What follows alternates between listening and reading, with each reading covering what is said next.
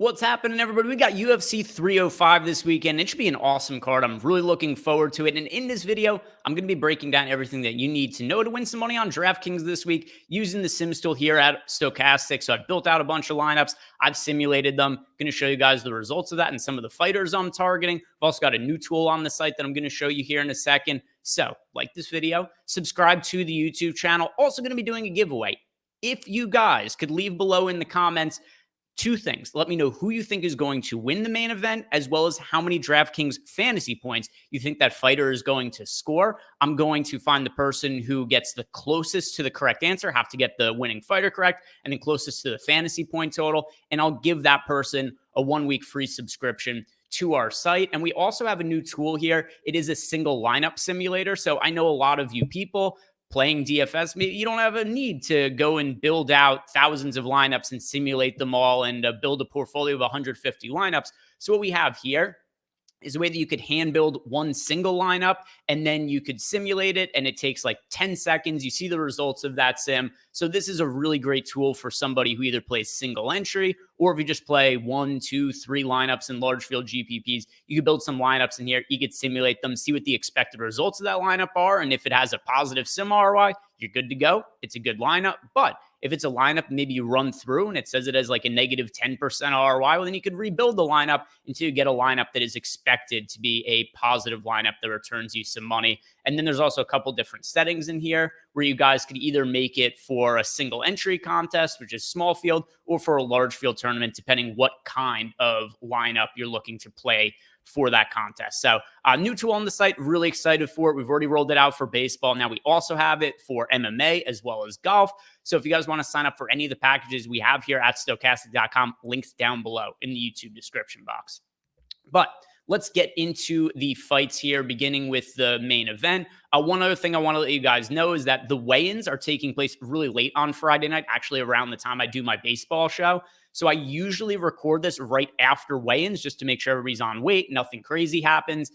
Don't have that at our disposal just because of the timing of weigh-in. So just be aware that if any fights get scratched or there's weird weigh-in misses or anything like that, that does impact our fighter projections and our ownership projections. So it'll be updated Friday night as well as Saturday morning and Saturday afternoon, and just doing this before weigh-in. So just letting you guys know that information.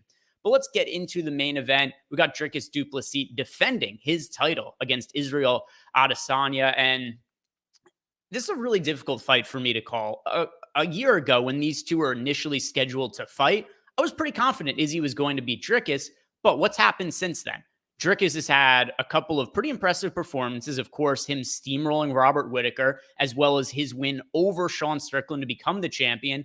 And then Izzy had his fight against Strickland, where frankly looked terrible. He wasn't able to keep up with the pace of Sean Strickland. He also wasn't really able to get Strickland off of him in terms of Strickland moving forward, crowding the space of Izzy. Izzy didn't really have any answers for it.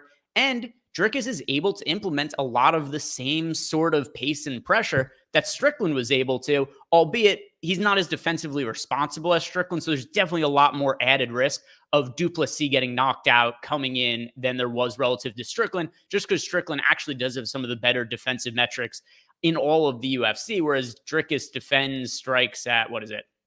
Yeah, just a 55% clip. He also absorbs 4.77 significant strikes per minute. So while this fight is taking place on the feet at distance, I favor Izzy all day. And then even while Dricus is looking in to crowd the space, he could certainly get caught by Izzy. But if Izzy struggles to keep Dricus off him like he wasn't able to get Strickland off of him, well, then we could see du Plessis take down Izzy, especially because Dricus is super physical for this weight class. Like, he was able to throw Robert Whittaker around. So I agree with the betting line. I think it is close to a pick'em for good reason. And then if you look at the exposures in my lineups, I'm right around 50-50 on this fight. I've got half my lineups with Izzy, half my lineups with Dricus. This fight is priced at $8,300, $7,900. So no real stand for me on this fight, especially because both of them are projected for right around 40% ownership.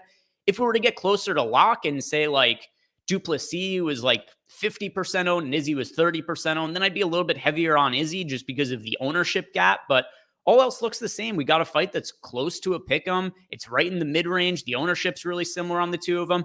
So this isn't going to be the fight that makes or breaks my night. I'm going to be getting a lot of exposure to it. I think any fight with Dricus is going to score well, especially in a 5-round fight just because of how aggressive he is. So even though a lot of Izzy fights don't always score the best, I think that even in a win here, Izzy's going to score well just because Dricus is going to force him to score fantasy points with his fight style. So great fight to be targeting. No real lean for me, though, in the main event. Let's go and look at the co-main event, and we've got Kai Kara-France taking on Steve Erceg, and this should be a great fight from a real-life perspective. Not one I'm all that interested in for DFS or for betting, though. It's a fight where I think it's going to go to the judges' scorecards. I don't think there's going to be a whole lot of wrestling involved, and this is a fight card where I think we're going to see a lot of really big scores. So the way that I'm going to be building my lineups, there's a few fights I like to target in the mid-range, and then there are a couple of pay-up options I really like. And then as far as underdogs go, there aren't ones that I'm super confident win, but there's a group of underdogs that if they win, I think they're live to win, and they should score really well in a win. So the way I'm building my lineups is kind of based on some of those mid-range fights I'm targeting, like the main event, for instance, a couple of the pay-up options who are just massive favorites that should score well, and then some of those punt options with big upside. And I don't think that Kai Kara-France is one of those fighters that has massive upside in a win. He's not going to be landing takedowns. He strikes at a reasonably high clip, 4.57 significant strikes per minute, but he probably has to drop Erceg and finish him to score really well relative to other fighters on this card. And from what we've seen out of Steve Erceg, he seems very difficult to hurt and do some real significant damage to. So far, we've seen him fight 4 times in the UFC. We saw him fight his UFC debut against David Dvorak on short notice. He was a big underdog in that spot, and we haven't seen Erceg remotely close to hurt in any of these spots. So I think it's going to be close and competitive. I think Erceg is the slightly better, more well-rounded fighter everywhere. I also think he's a little bit fresher. He's the younger fighter of the two, and we haven't seen Kai Kara-France since 2023 in June. So it's been about a year and a half since he lost, a little bit less than that, but a year plus. And we've seen injuries for him since then. He had a concussion issue, had a concussion in training camp that forced him to pull out of a fight against Manel Kopp. So not a fight that I'm really looking to target for DFS. I'm going to pick Steve Erceg to win by decision, and I just don't think he scores enough to compete with some of the other high-priced fighters. Mateusz Gamrot taking on Dan Hooker, and this is a fight that is kind of interesting to me from this perspective. We've seen a lot of fighters lose fights as of last week. Carl Williams, as an example, somebody really clearly has a path to victory if they look to wrestle, but just don't do it. And then we find out after the fight that they were told by the matchmakers that if they implement a wrestle-heavy game plan, that they were likely going to be cut from the UFC. And that's usually what Mateusz Gamrot's game plan is. Look at his last fight against Rafael Dos Anjos. He lands 11 takedowns in that fight. Against Rafael Fiziev, that was a fight where kind of hard to really draw any conclusions from because Fiziev blew out his ACL in the beginning of the second round of that fight before it really started going in any kind of meaningful way. But 4 takedowns against Jalen Turner, 4 takedowns against Beneil Dariush, 6 against Arman Tsarukyan. So that's the game style that Gamrot typically implements. But I just don't know that we're going to see quite as many fights play out like that in the UFC going forward. And then as long as this fight is on the feet, I'm going to favor Dan Hooker as the better striker. He also has a lot more power. And one other thing that I want to bring up about Gamrot here, even in a lot of his wins, he gets hurt and dropped. RDA dropped him. Jalen Turner dropped him. Beneil Dariush dropped him. So you're looking at 3, and Tsarukyan as well. So 4 of the last 5 fights that Gamrot has been in, he's been knocked down. And then you got a fighter here in Dan Hooker who has big power. He's the better striker. If there's any sort of hesitation for Gamrot to wrestle for any reason, he hasn't gotten a title shot yet at this point in his career. He was a backup fighter for, which was it, the Oliveira? I think it was Oliveira Makachev. He was initially the backup fighter for that. Didn't end up getting the title shot. And then what ends up, even though the fight fell through, they ended up giving it to Volk, even though Gamrot was the backup fighter there. And I do think a big part of it is the UFC is definitely getting away from wanting to book high profile fights with fighters that have wrestling backgrounds. Like you look at the light heavyweight title picture where there's no real reasonable way that Magomed Ankalaev should have gotten a title shot over somebody like Khalil Roundtree based on merit, but because Roundtree is a more exciting fight style, that's the direction the UFC went in. So Gamrot's a really big favorite in this fight, and I think that there's too much variance in it, especially because of how often he's gotten dropped. I mean, like we just said, 4 out of his last 5 fights. So I think Gamrot's more likely to win the fight for sure. But Dan Hooker, who the field is not really playing, he's only projected for 16% ownership. He's going to be one of these punt options that I am looking to get exposure to. I'll be overweight to the field. And then as far as Gamrot goes, yeah, for sure he has upside. I think he brings more risk to the table than the other pay up options like Tom Nolan and Jack Jenkins. So I'm going to be prioritizing paying up for Nolan and Jenkins as opposed to getting to Mateusz Gamrot. And hopefully Gamrot doesn't go out and shoot 11 takedowns or anything like that like he did against RDA. So picking Gamrot to win by decision, but I think Hooker's much more live to win than what the betting odds indicate. And I do think he's live for a knockout that would score well also. Tai Tuivasa taking on Jairzinho Rozenstruik, and another pretty good fight to be targeting here. We've seen Tai Tuivasa in some not very favorable matchups for him as of late, especially his last fight, which came against Marcin Tybura. That was not all that long ago, a few months ago. Just don't give any sort of wrestlers or grapplers to Tai Tuivasa. Like even the fight against Alexander Volkov, Volkov was able to get on top of Tuivasa, held a bunch of top control time, then ended up submitting him. It was, let me see, how much control time did he have in total in that? But now that we're going to see Tuivasa back on the feet in a matchup against Jairzinho Rozenstruik, because there's no way either of them are going, 2.5 minutes of control time for Volkov in that fight. This is going to be a really fun fight, in my opinion, where I think somebody is going to get knocked out. Now, whether it's Tuivasa or Rozenstruik, I kind of think it's close to a coin flip, maybe a little bit of a lean towards Rozenstruik, just because he is a little bit of a cleaner striker between the two. But with that said, Tuivasa is the higher output fighter on the feet. He's also more aggressive. At times, Rozenstruik could be kind of boring, where he just gets frozen at times, where he just stares at his opponent and won't really let his hands go all that often. That never happens with Tai Tuivasa. So I do think Tuivasa is going to be the higher output fighter of the two, which gives him more opportunities to knock out Rozenstruik, even if Rozenstruik is the more technical striker of the two. So I think somebody's going to get knocked out. I think that Tuivasa is a little bit more likely to win just based on being the younger fighter of the two and the fact that he's more active with his striking. It's a close fight, though, and I understand why Rozenstruik is favored. But because of the price points here, I've got Tuivasa in a good amount of my lineups. $7,300. He's only projected for 22% ownership. I have him in 37% of lineups in my first run, and then a good amount of Rozenstruik as well, 27% of them. But I am underweight to the field because we do have Rozenstruik projected for more ownership than Tuivasa. So I like a little bit of the leverage we're getting on Tuivasa. And then also, I think there's a lot of knockout equity on both of the fighters in this spot. So another one of those punt options that I think has really good upside in a win. Same with like Dan Hooker. I feel the same way about Tai Tuivasa. Their path to victory is most likely going to be a knockout. It's a very live outcome, and it allows us to pay up for the stud fighters who are massive favorites on this card. Leong against Carlos Prates. And if it wasn't for the injury concerns with Liang, I would definitely be betting him in this matchup. Carlos Prates is north of a minus 300 favorite, and I'm not really sold on him as being a great prospect. The reason being is if you look at him numerically, he's getting outstruck in his fights. He lands just over 4 significant strikes per minute. He absorbs 5.23. He has very poor striking defense. He only defends 39% of the strikes that are thrown his way. He's got big power, though. He's very long as well. If you look at the reach here, Prates is a 78-inch reach, just a 71-inch reach for Liang, and he does use it really well. He has a lot of power. He hurts people by being able to land jabs and straights right at the end of his reach, but you still run into the issue where he's fought very low level of competition, and he's been outstruck numerically in some of these matchups. Like a couple of fights ago, Carlos Prates is fighting Trevin Giles, and honestly, Giles was dominating the fight until he got knocked out at the end of the second round.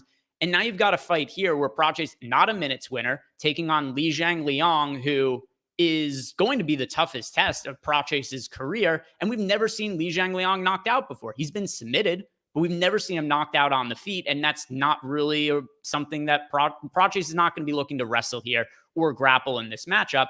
And here's the fight, like I mentioned, against Trevin Giles that really gives me a little bit of pause, where Prates gets outstruck 35-24 in the first round. Easy round for Trevin Giles. And the second round, Giles is also cruising. He ends up outlanding Prates 33-13. Unfortunately for Giles, he got knocked out in that second round. But if it wasn't for the KO, it looked like Trevin Giles was on his way to a pretty comfortable victory in that fight. So I think Prates is a little bit overrated as a prospect.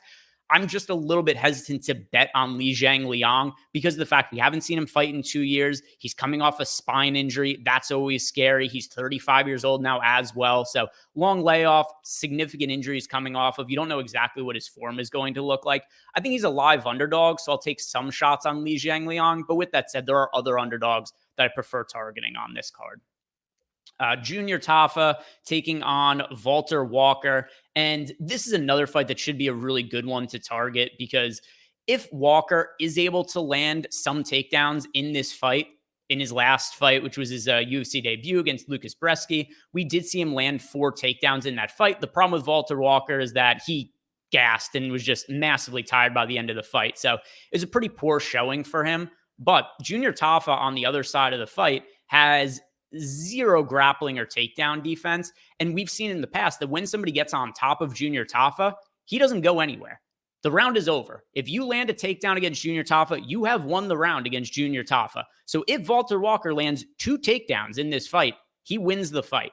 However, if he is not able to land those takedowns, he's going to get knocked out on the feet by Junior Tafa because Walter Walker is not somebody who has good cardio. He's also not somebody who has the ability to strike on the feet in any kind of real meaningful way, doing damage, at least not relative to the kind of output that we see from Junior Tafa. So this could be a fight where if Walter Walker isn't able to land takedowns, it could kind of look like the fight against Parker Porter, where Porter just, I didn't mean to call him Porker Porter. I mean, it probably should be called that just because of the way that he's built. But that's what I think ends up happening. If Walter Walker does not land takedowns, I think that he gets knocked out like Parker Porter did. But if we do see him land takedowns, I think the fight looks like the matchup that Junior Tafa had against Muhammad Usman, where Usman landed a couple of takedowns, ended up having like 10 minutes of control time or something that was even more, 12 minutes of control time. So we dominated basically the entire fight by controlling Junior Tafa. So I think this is a fight where the winner should score well, either a knockout or if Walker is somebody who's able to go ahead and implement the wrestling, assuming that the UFC hasn't told him he's not allowed to wrestle in this fight, then I think he is live to win and score pretty well as well. So I've got Walker right now in 32% of my lineups. I've got Tafa in 30% of lineups. I think this is a heavyweight fight that has a lot of variance, as most heavyweight fights do, but I could see a path where whoever wins the fight should score pretty well. Next one here, it is Josh Culibao taking on Ricardo Ramos, and I have issues with both of these fighters. The issue I have with Josh Culibao is that he just doesn't really do much. He only lands 3.2 significant strikes per minute. He doesn't wrestle. He doesn't grapple. So what he is very reliant on in order to score decently is he needs an early finish. If he doesn't get an early finish, he's not doing well at all for DFS, especially an $8,500 price tag, because he's just not going to get there based on output. On the other side, Ricardo Ramos, very talented fighter. He's a great wrestler. He's a great grappler. He's dangerous on the feet. He's got some very cool highlight knockouts, a lot of spinning elbows he throws, but just crap fight IQ. So for instance, Ricardo Ramos, his fight against Julian Erosa. I know they didn't credit Ramos with a knockdown in the fight, but he knocked down Julian Erosa in the early going of that fight. He also lands 2 takedowns. But what ends up happening is he hurts Julian Erosa, takes him down a couple of times. He's about to finish Julian Erosa, and then he just dives headfirst into a guillotine and ends up getting finished. So I don't trust the fight IQ of Ricardo Ramos at all because of all the poor decisions he makes. He's the better fighter of the two between him and Josh Culibao, but I just don't trust either of the fighters in this matchup.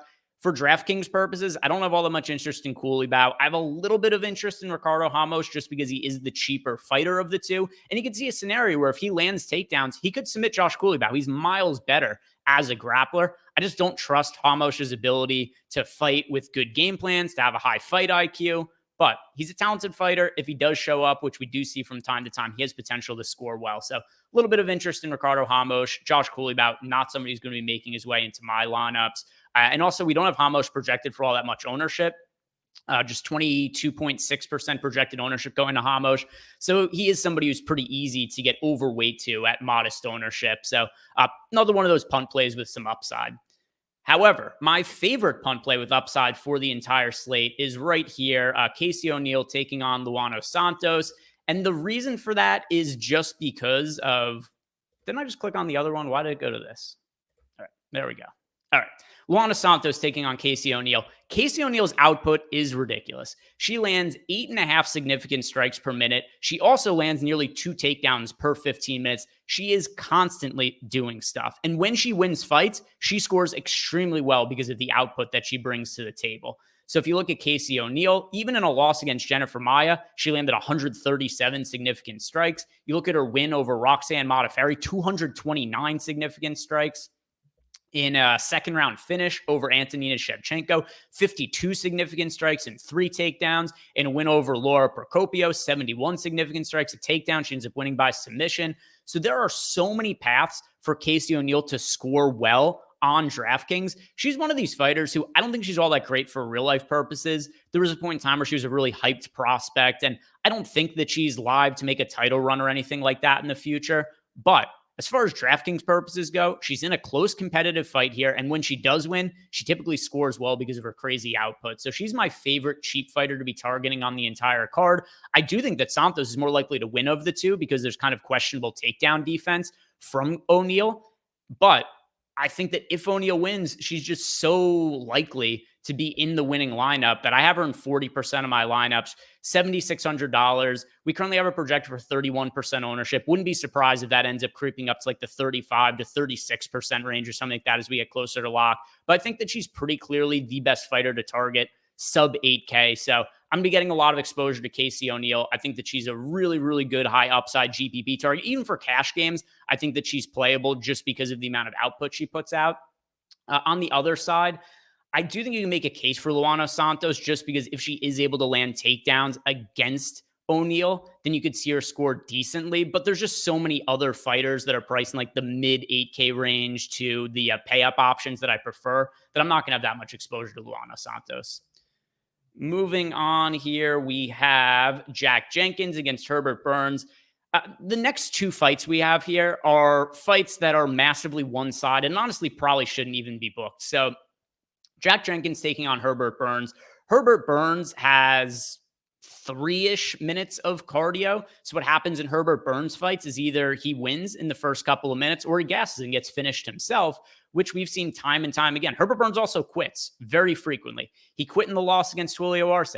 He quit in the loss against Bill Algeo. He quit in the loss against Daniel Pineda. I am very surprised he's still on the UFC roster, but a lot of this is probably because Jack Jenkins is fighting at home. He's somebody who is somewhat of a hyped prospect in the area, and he's also coming off a fight where he had a loss due to an injury against Chepe Mariscal, and I think the UFC is probably trying to get him a win at home in front of his fans to build him back up and get him somebody who's marketable in the area. So Jack Jenkins, I think, wins probably by second round finish, maybe late round finish. Herbert Burns, I guess he's kind of live for a first round submission. That's his only path to victory, but I'm not looking to take chances on Herbert Burns in GPPs. Jack Jenkins should win, should finish. Herbert Burns should score pretty well. We've got 2 really expensive pay up options on the slate. Jack Jenkins at $9,600. Tom Nolan at $9,800 is in our next fight, and I like both of them. And neither of them are projected to be crazy popular because of how expensive they are. 25% ownership to Jack Jenkins, 29% ownership to Tom Nolan. If I'm building one lineup and just choosing between the two, I do lean towards Tom Nolan. But because there are so many cheap options that I'm targeting for this slate that have some upside, it's enabling me to pay up for both of these guys on this slate. And I think Jack Jenkins is a good target. Same with Tom Nolan against Alex Reyes, who's fighting in our next fight here. And at the time I'm recording this, Tom Nolan is a minus 1,200 favorite. And another fighter, Alex Reyes, same as Herbert Burns. Zero reason that Alex Reyes is fighting in the UFC. He is the brother of Dominic Reyes. And you'll see here. So Alex Reyes fought Mike Perry in 2017, loses by first round finish, and just suffers a series of health issues, injuries that keep him out of the octagon for 6 years. 6 years to the date, by the way. He fought September 16, 2017. He comes back September 16, 2023, and just gets lit on fire and knocked out by Charlie Campbell. Tom Nolan's going to do the same thing to him, and then Alex Reyes is going to get cut after this. Why they're booking this fight, it could only be to get Tom Nolan an easy win, where they could build a highlight package to give him a more high-profile fight in his next time out. But either way, it's an insane booking. Nolan should win. He should score really well. The question becomes, are you willing to pay the $9,800 price tag for him? Almost always, when a fighter is this expensive, I'm not looking to pay all the way up. but I found it not all that difficult to get these fighters into my lineups. One of the big reasons for that is the main event is in the mid range. It would be a different scenario if there was a main event favorite who was like $9,200 and then it was somebody I really wanted to target. That would inhibit my ability to pay up for guys like Tom Nolan and Jack Jenkins. But with the main event being right in the mid range and then there being some of these cheap fighters that are good to target, it's not all that hard to get up to Nolan or Jack Jenkins. So I wouldn't look at historical results of pay up options and say like, hey, $9,800 fighters almost never land in the optimal lineup. While typically that might be true, I think the makeup of this slate is very different from a lot of other slates. So I like both of those guys as pay up options.